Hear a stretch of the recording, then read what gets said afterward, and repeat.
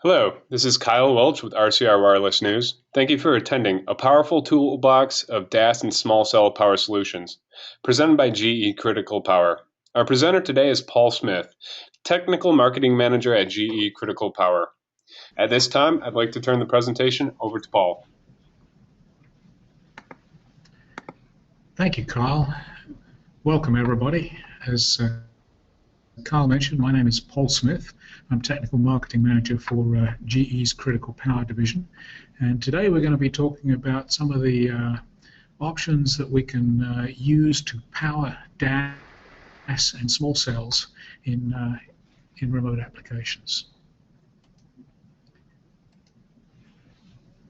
I've put together a brief overview of what we're going to talk about here, but rather than read through it, you'll see this. This is really more for the benefit of those looking at the presentation after the fact. When we define what DAS and small cells are, there are a number of different definitions and opportunities here to address. So what I've tried to do with this table is to just point out some of the devices and the types of technology which are being deployed and are potentials for some of these innovative powering solutions. Try to indicate the number of users, the kind of coverage that you can expect from some of these systems, and indeed what some of the powering options that we're going to look at really are. Starting with Wi-Fi, everybody's pretty much familiar with the ubiquitous Wi-Fi. It seems to be everywhere these days. Covers a couple of hundred users in hundreds or 100 feet or so. And the typical types of power that people use for Wi-Fi would be something like a small battery plant if it's going to be backed up by batteries for continuous use while power may be out. This is not always the case for Wi-Fi, but it will be the case for most of the other services that we're going to look at here, because users expect that even when the power is off, they still be able to make phone calls and use their various devices. DAS, distributed antenna systems, this is a higher power distributed sort of system which cover a large number of users in a venue such as a hotel or a stadium or a mall or something like this, where we're maybe covering thousands of users over thousands of feet. And in this case we can power each of the remotes maybe from a small battery plant or by some of the remote powering systems that we're going to look at in a little more detail. And then the various small cells, femtocells, pico cells, metrocells, microcells, all the way up to the macro cell that we're used to seeing on a tower in our neighborhoods. And these will cover anywhere from 4 to 6 users in a femtocell, which may well be installed in a residence, up through hundreds of users in the larger microcells, up to again over 1,000 users in the typical macro cell. And these are all candidates for small battery plants, small UPSs, or the remote powering using line power or class 2 DC circuits, with the exception of the macro cell, which is typically a medium to large battery plant, where these may take anywhere from 10 watts to tens of thousands of watts to supply the power necessary for a macro cell. How are these located around the network? Well, you can see the macro cell in the cityscape, or it may be in an urban or rural environment.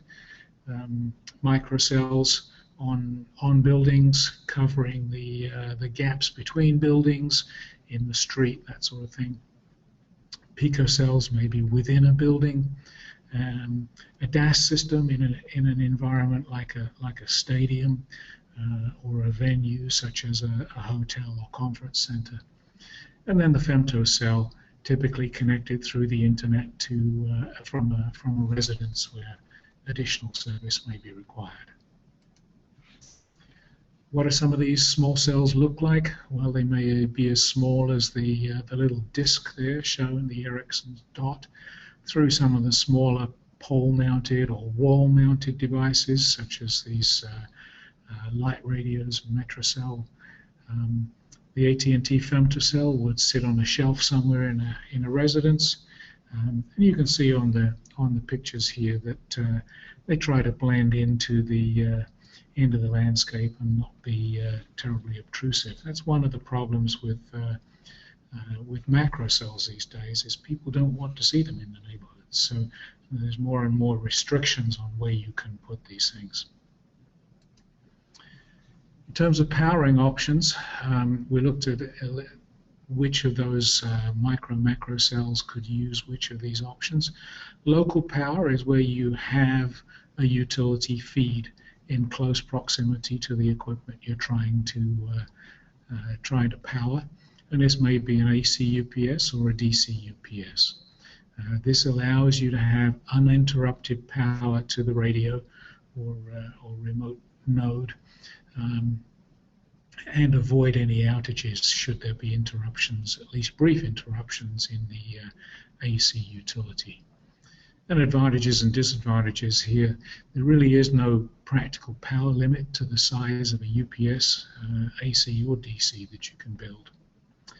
And then looking at remote power, because these remotes and microcells, small cells are proliferating. There's a lot of them, so it becomes cost prohibitive to provide every single one of them with its own battery backup.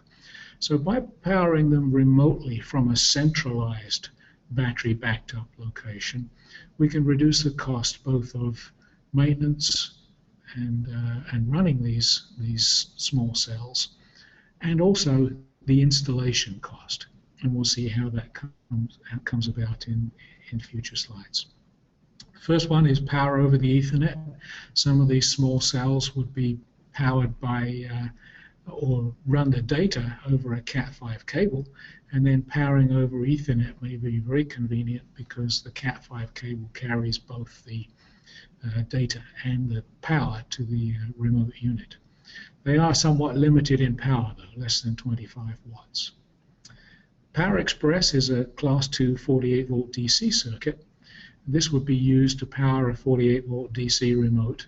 Again, the power is limited to 100 watts, and this is done for safety reasons, but it does mean that the circuit can be installed without a conduit. NEC allows for that in most locations, and again utilize that centralized backed up power. Power Express is another form, Power Express Plus rather, is another form of the same thing. This is another 100 watt circuit, but this has some longer reach because of the architecture used, and we'll talk a little bit more about that in detail. And then line power, which is longer reach again. This uses an elevated voltage, plus or minus 190 volts, to feed the lines. Again, for safety purposes, it's limited to 100 watts per circuit. Gives you a longer reach, but you do need a downstream converter because there are not too many of the remote circuits that will run directly from 190 volts. So at the downstream end, there'll be a converter to convert it back either to 48 volts or to 12 volts for powering the remote equipment. So let's look at local power, an AC or a DC UPS. Very traditional architectures. You turn the AC into DC for storage in a battery, which gives you the ride-through capability. And then in the case of an AC UPS, there would be an inverter turning that DC back into AC for powering the remote radio. In the case of a DC UPS, the remote radio is provisioned to use DC directly, so there's no need for that inverter step. In the case of multiple remotes, you could have AC UPS or DC UPS feeding those remote radios, and you can have many remotes fed by a single UPS, or you can have a UPS, as we looked at in the previous slide, at every location of a radio. The problem with this architecture is that these feeds may be hundreds of feet, and in the case of unprotected circuits, they have to be, per NEC guidelines, installed in conduit. This can be pretty time-consuming and expensive to install. So we have some different options. We can stay with the centralized DC power, and we can use what we call line power, which sends the power to the remote at the plus or minus 190 volts level. So at the centralized location, you would have a DC-DC converter, which would take typically 48 volts in telecom applications, and convert it to plus or minus 190. Send it out to the load, where you would convert it back to 48 volts for use by the remote radio. So you've got the head end, the upstream converters, the downstream converters, and the remote radio. Nice thing about this is you can parallel these devices, each having their own feed. For safety purposes, the feed is limited to 100 watts, but you can combine multiple 100-watt feeds at the far end by taking those converters and putting them in parallel, putting their outputs in parallel to feed larger loads that may require more than 100 watts. And you can do this multiple times if you have a large enough load that requires multiple feeds, as you see here. In terms of how far can these circuits reach and still power the load, it depends on Ohm's law. Ohm's law still applies, so it'll depend on the resistance of your cable, which depends on the wire gauge that you use, and it depends on the distance and also the voltage required at the far end, but that's really governed by the down converter at the remote end. And you can see here with different combinations of conductors and multiple conductors, a single circuit can reach into the multiple miles in distance should that be required. But you can see that a single 26 gauge may give you 3/4 of a mile up to a mile at that 50-watt level. Higher powers, shorter distances, as you'd expect from Ohm's law. Okay, looking at a low voltage power limited system, and I've just noticed this slide is incorrect saying high voltage. This is actually a low voltage power limited system, 48 volts across the span to the load. Again, for safety purposes, we limit this to 100 VA, which allows the installation of this in a cable which is laid in a raceway or stapled to a wall, rather than having to install metal or plastic conduit. You'd think that combining these circuits would be okay, but in practice it's not, because you can, if you have a fault on one of these circuits, the current can come in from multiple directions. So you can't just directly combine these circuits to power a higher powered load. We have a product coming out in the next couple of weeks which will allow for combination of multiple circuits to power higher powered remotes. But because of the safety concern and the NEC regulations, which limit the amount of power, fault current that can flow, you can't directly combine these circuits as shown in this picture. Again, a single circuit can go many hundreds of feet, depending on the size of the wire used, and again, it's a direct Ohm's law calculation. In this case, we're using a minimum battery voltage of 42 volts and a minimum load voltage of 36 volts. We choose 42 volts because when you're doing or when you're running the load without the AC available, the battery voltage could be as low as 42 volts. So you obviously want to provision for the worst case, which is when the battery is at the end of its discharge voltage, which is typically used as 42 volts. And you can see on this chart how the battery voltage varies with time. In fact, at the end of the discharge, you'll get down to 42 volts. Depending on the load and how many circuits you're powering from a single battery, will be sooner or later that it reaches that 42 volts level.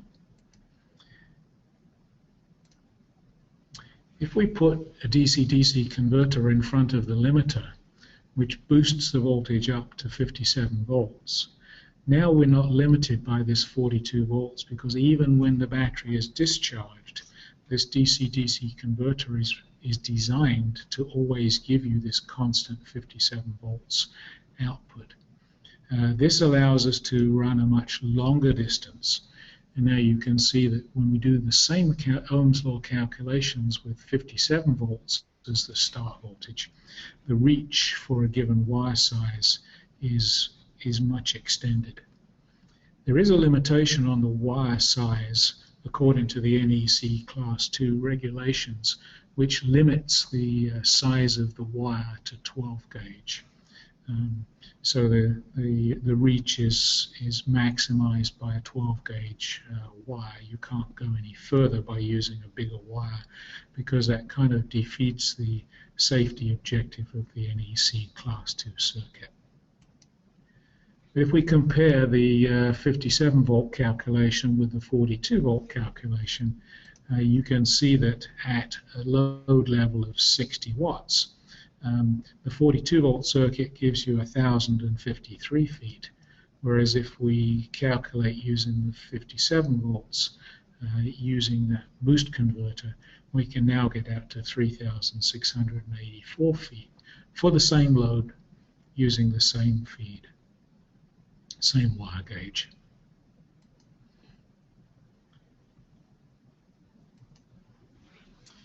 What this also allows us to do is to have installation efficiencies from using what they call hybrid fiber cable. This is a cable which includes not only fiber, which is used to carry the data out to the remote unit, but also allows for, or includes, 12 through 18 gauge typically copper pairs suitable for carrying Class 2 power circuits. What this means is that when you do the installation for the fiber, in that single installation operation, you're also installing multiple Class 2 circuits to power the equipment at the remote end too. This can be very efficient from an installation standpoint. These cables are very rugged, and they're designed for the kind of installation locations that these devices typically go in, which many times is outside. So if we look at the voltage ratings for centralized DC power, both low voltage and high voltage, we can see that there may be loads which start off at 86 watts, but we're beginning to see now that some of these loads are creeping up to 300, 400, even as much as 1600 watts. Now we've said that these Class 2 circuits, or the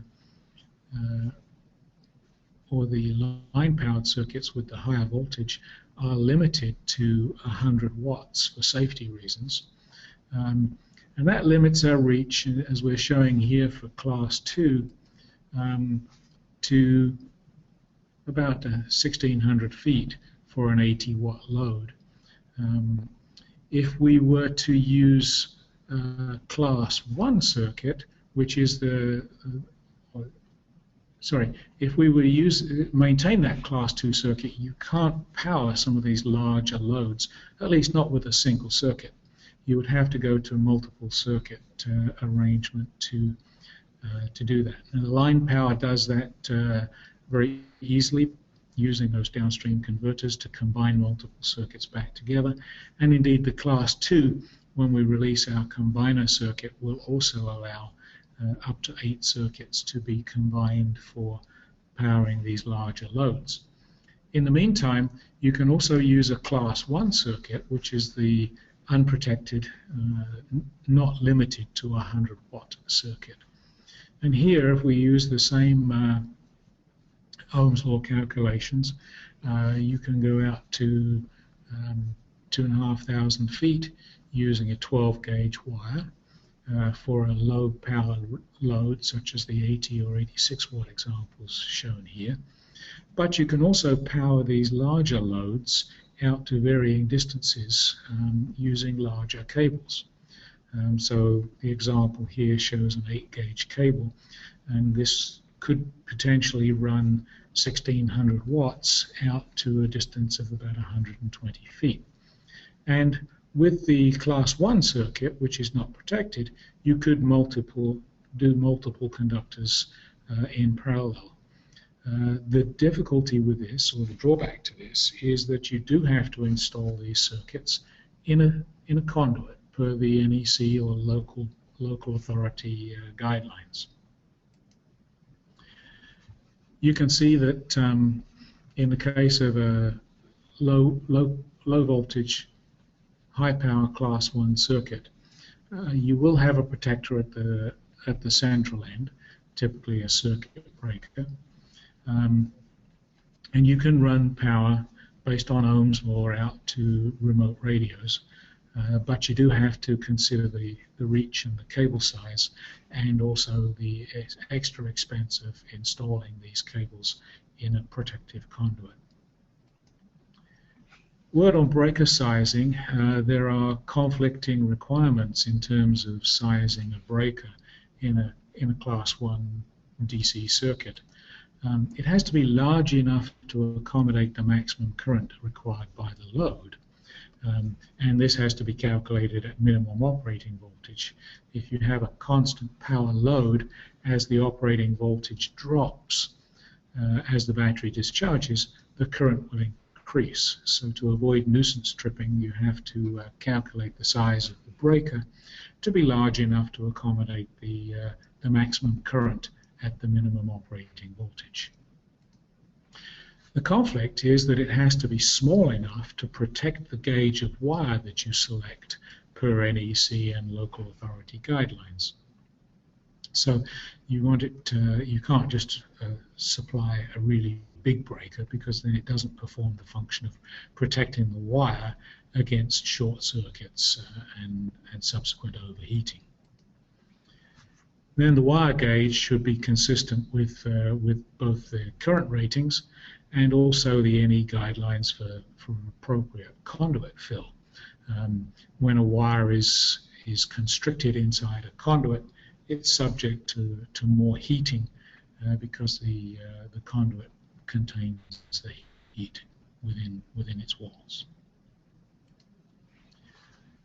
So how far can you go with a protected circuit? The power express reach calculator shown here is an Excel spreadsheet, and at the end of the presentation I'll show you a link where you can access this spreadsheet and download it for your own use.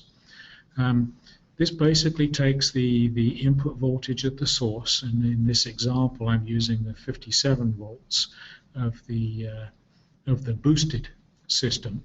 If you were using an unboosted system, you would use 42 volts or whatever voltage you were restricted to by your batteries at the end of discharge. As you see here, the calculator suggests that you use 57 volts for a boosted system and 41.25 for a non-boosted system. I like to round that up to 42 volts for conservative calculations, but it depends on the way you like to do these calculations. And then what is the minimum input voltage required by the load? A lot of loads will shut off if the voltage drops below a certain threshold, and usually this will be on the rating nameplate that's associated with the individual manufacturer's equipment. And then how many watts are needed at 48 volts by the remote device to get proper operation. In this case, we've used 86 watts. And then what wire gauge do you intend to use to power this particular remote? And as I said, for class 2 circuits, the NEC limits you to a maximum of 12 gauge, so that's what we've used in this example. So the one-way distance from a basically 100-watt power source to the remote cabinet is 1,071 feet for this particular example. In a case of comparing maybe two different cases, and in this case I've compared different wattages of device. You can see that for a class 2 circuit, which is what this a class 1 circuit, which is what this calculator is designed to allow, we can now select bigger wire gauges, because for a class 1 circuit the assumption is that you're going to install it in a conduit per NEC guidelines. It also gives you an option for different breaker sizes, and it will tell you what the allowable distance is, again for the minimum operating voltage and the power required by the remote device. In this case, a 1600 watt load would be capable of being reached with 120 feet distance with an 8 gauge wire. That corresponds with the calculations we saw on the previous chart. Whereas a 350 watt load could get out to 1600 feet. Again, both these cases would require a 45 amp breaker. In this case, that's protecting the or sized to protect the 8 gauge wire.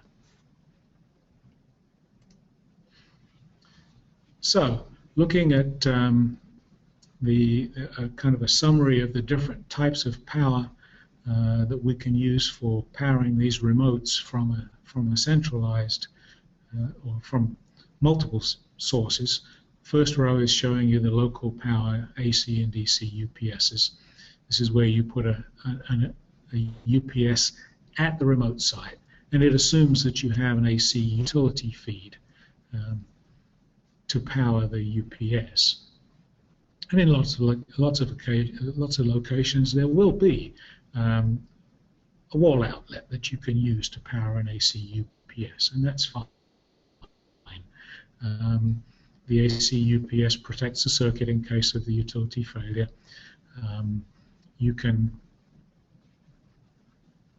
Reach is not really a consideration because the AC circuit, the utility circuit, is there local to the powered location. Relative cost is a bit higher because you're putting batteries out at each of the locations. It's a simple architecture. You can provision different reserves at different locations should you require to do that, but the cost is relatively high. You've got batteries at lots of locations, and you've got the associated maintenance of those batteries. With line power for plus or minus 190 volts, batteries are centrally located. The downside to that is that all the remotes get the same battery reserve time, depending on how many batteries are provisioned. You can't provision different reserve times for different remotes, but that's not usually a requirement. Circuit power, 100 VA per circuit. Lower cost typically than an AC or DC UPS. Power Express, the class 2 48 volt circuit. This is without the booster circuit. Again, centralized battery locations, medium distance, 100 VA, 100 watts per circuit. Fairly low cost for putting in these circuits because you don't have to install any conduits or protection for the power carrying conductors. Power Express Plus, which is the Class 2 57 volts DC boosted circuit, bit higher reach because of the higher voltage, still below the 60 volts SELV voltage limit, which is a safety extra low voltage limit used in typical telecom applications. Again, you've got the single battery location with the associated reduction in maintenance costs.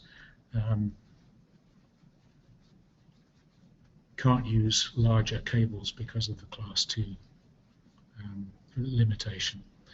The low voltage remote Class 1 again can benefit from the boosted 57 volts architecture if that's what you want to use, maximizes reach, but you do have the associated cost of installing the Class 1 circuit within a conduit for NEC protection.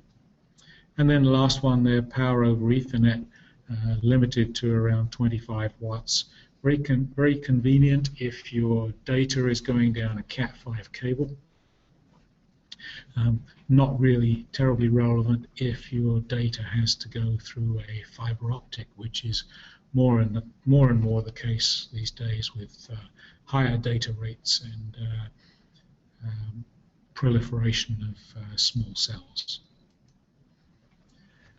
So, mentioned earlier on that this actual presentation will be available to you, be sent out in a PDF format. These are the links that take you. First one is to a white paper which covers in a little more detail some of the concepts that we've presented here in the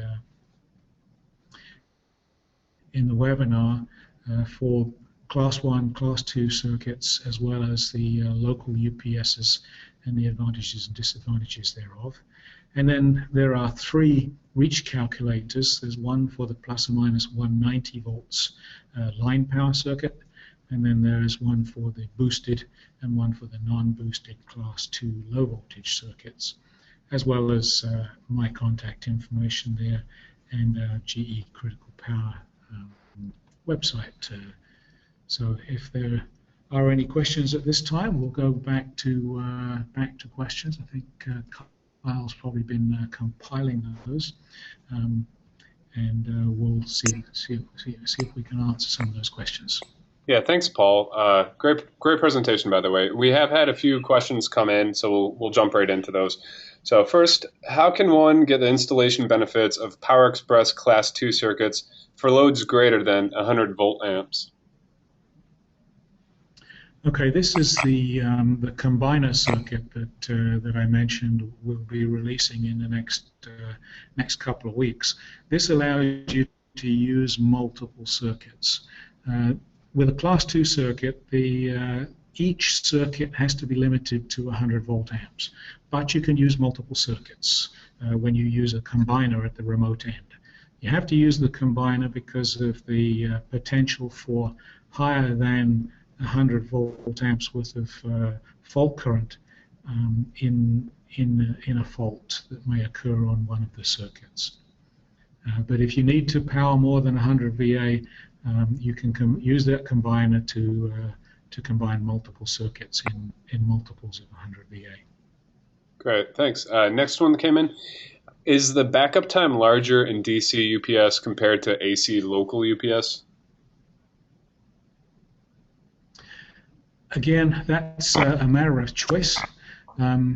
Typically, an AC UPS would be provisioned for 15 minutes of backup, maybe 20 minutes of backup, but inherently there's no reason why an AC UPS shouldn't be provisioned with more batteries and have longer backup times. That's just not typically the way people build UPSs. Or at least not AC UPSs. A DC UPS, again, is configured to whatever battery backup time you want. It's simply a matter of adding rectifiers and batteries to accommodate the time that you want. And with a centralized system, And it's very straightforward to do with a centralized DC UPS because adding batteries at a centralized location is much easier than adding batteries at lots of remote locations. Great. We have a few more, but again, if anyone has any questions, feel free to submit them in the questions area of the control panel. But Paul, the next one we had come in is, what are the advantages of AC power or DC powered remotes? Well, again, the AC remote and the DC remote, from the standpoint of their operation, are pretty much identical. The manufacturer is going to use essentially the same equipment with a different power supply. The differentiation comes in how you get power to that remote. An AC, we can do AC powered remotes with a centralized UPS, but there really is not a whole lot of advantage to doing it that way, other than the provision of a single large UPS rather than lots of small UPSs. But you do need a dedicated AC line installed in a conduit going to each remote location. The advantage to DC comes in as much as you can provision DC cabling from a centralized DC UPS, as we've talked about through some of these remote powering architectures and their safety limited circuits that don't have to be installed in the conduit. But inherently, AC or DC, if it's a UPS, it's going to have batteries, it's going to have AC-DC converters and DC-AC converters at some point. It just depends on the type of load, where in the architecture they occur. Great, thanks. The next one we had come in is, will you please explain the difference between Class 1 and 2 circuits per the NEC? Well, the Class 2 circuit is inherently protected to 100 VA. It has to have a current limiting circuit that restricts the total power that can flow through a fault in that circuit to 100 VA. A Class 1 circuit is not restricted other than the requirements to current limit the power that can go into a cable based on the cable size. And this may be, in the case of an 8-gauge cable, that may be quite considerable. It may be acceptable to put 100 amps down one of these larger cables. But from a safety standpoint, the fault current that can flow in one of those circuits is much, much higher and much more dangerous from the standpoint of its potential to start a fire, or in the case of high voltage circuits, electrocute an individual. So a Class 2 circuit is designed to be inherently safe. The 100 VA limit means that you can touch that and that without danger, and also that any short circuit that occurs on there is very unlikely to overheat either the wire or the short circuit itself. So it's really a matter of safety. We had another question come in. Can you speak about power requirements for wireless public safety systems, such as P25? I'm not familiar with all of the systems, and I don't fully understand what P25 restrictions are. But a lot of public safety equipment is powered in exactly the same way as the regular telecom equipment, and may well be appropriate to power through any of the systems that we've talked about. Many DAS systems, in fact, these days are being designed to accommodate public safety communication along this in exactly the same network as the cellular data system is as well. So there would in fact be no difference in the public safety or provision of public safety service through a DAS system. If somebody wants to contact me with specific equipment requirements, I'd be very happy to research and provide guidance as to which of our powering systems would be most appropriate for specific equipment. Great, thanks. The next question we had come in is, if I have convenient AC outlets already installed, what is the advantage to supplying remote power?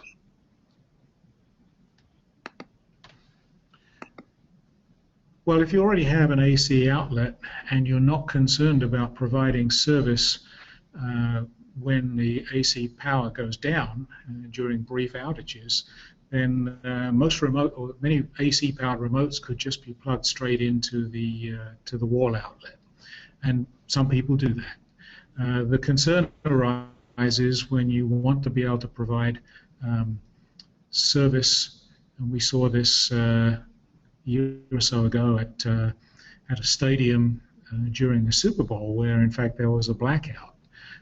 If you want your users to continue to receive service during the blackout, then you need to provide backed up power, uninterruptible power, and that requires batteries in most cases. And then it comes down to a decision: where do you want to provide those batteries? Do you want them in a central location, or do you want them throughout the stadium at each remote, or throughout the building at each remote? And then it becomes an economic decision. Where in your application is it most economical to provide that backup power? In most cases, what we've seen is it's more economical to provide that backup power at a central location and put in one of these remote powering schemes, rather than put in AC or DC UPSs at each remote site. But if there is an AC outlet close by, that does give you more options. That's what we're really talking about here, is providing different options for what makes most sense in your application. Great. Another question we got in that you kind of touched on briefly, but what is the advantage of using high voltage line power over the low voltage class 2 circuit? Well, the high voltage line power does give you a longer reach, typically, per circuit than the low voltage system will do. Cable requirements are very similar.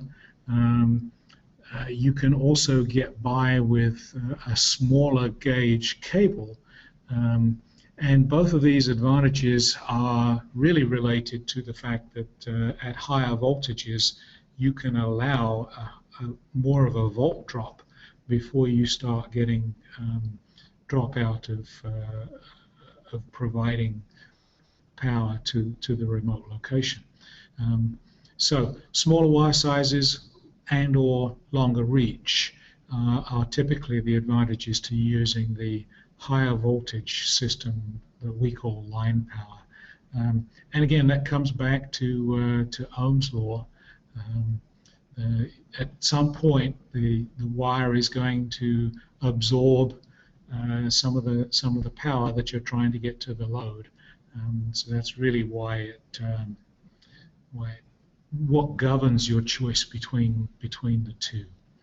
Also, if you've got a high voltage system such as the line power, you do have to have a downstream down converter that takes that plus or minus 190 volts and turns it back into 48 volts or 12 volts, depending on what the load requirement is.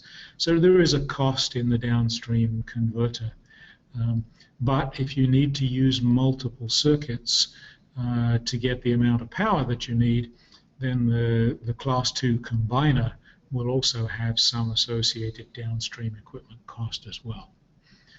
So again, it depends on your particular situation, what distance you need to cover, how much power you need to provide, and whether you want to use downstream down converters or not. Great. Another question we had is, with some remotes now requiring power levels higher than 100 VA, what is the best power option? Well, again, it depends on your specific location. Um, if you need more than 100 VA and you have a local utility outlet, then that may be the best option. But if you have relatively short distance to cover, then a class 1 circuit may well be the appropriate way to go, because you can get more than 100 VA directly, but you will have to provide a conduit. But if the distance is not too great, then that may be the most economical way to go. For kind of interim distances, it may well be that multiple line power circuits would be the best way to go, or it may be that multiple class 2 circuits are a better way to go. It really has to, you really have to identify the total cost of providing power to that specific location. And there are so many variables that vary from location to location. It's very difficult to say one is better than the other in all situations, because that's not true. Again, if somebody has a specific application that they like to analyze, we're happy to look at specific applications to see which makes the most sense economically. And that's what it usually boils down to, is what makes most sense economically. All right, thanks, Paul. We have time for about one more question. So we've had a few questions come in about the remote combiner product. Can you just talk a little bit more on that, including possible availability as well? Yes, we're evaluating initial samples of an eight circuit combiner, which will allow really close to 800 watts of load power to be powered from 8 low voltage circuits. It'll come in a small 1U one rack unit box, which will be rack mounted. It'll have very convenient connectors on the back of it to connect those 8 circuits, and will provide a single pair of output terminations for connecting the load to. Clearly, a larger load will typically be mounted in a rack rather than just screwed to the wall. So a rack-mounted combiner circuit seems to be appropriate for those larger loads.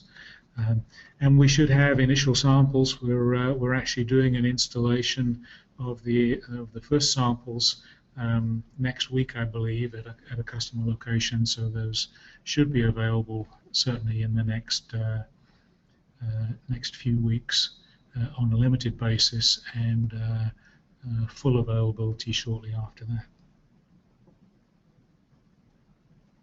Great. That's about all the time we have today. I want to thank everyone for attending a powerful toolbox of DAS and small cell power solutions presented by GE Critical Power. And I also want to thank our presenter today, Paul Smith, Technical Marketing Manager at GE Critical Power. Thank you, Paul. Thank you, everybody.